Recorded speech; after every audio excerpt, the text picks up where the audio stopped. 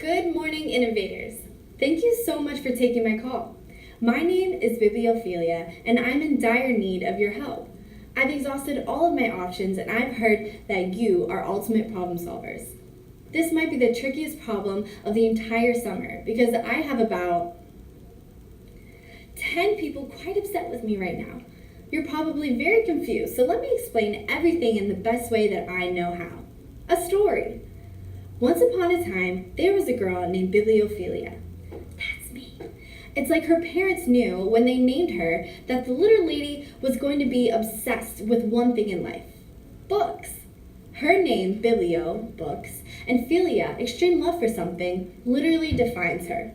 She devoured books from a young age, always reading to her family, friends, and her dog, anyone who would listen.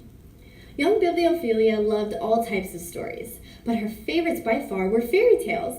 She adored the classics such as Goldilocks and the Three Bears, The Three Little Pigs, Jack and the Beanstalk, and more. So when Bibliophilia grew up, she had a brilliant idea. She would make a fairy tale anthology, a collection of stories, with some of her favorites to inspire magic and whimsy for generations to come. But no good story is complete without a big problem. When Bibliophilia compiled the fairy tales for her anthology, the characters on the pages began to protest. Many of them complained that they did not like her traditional plot lines. Characters including Humpty Dumpty, the Three Billy Goats Gruff, and the Three Little Pigs cried, "Enough! We're sick and tired of having someone else decide our fate for us."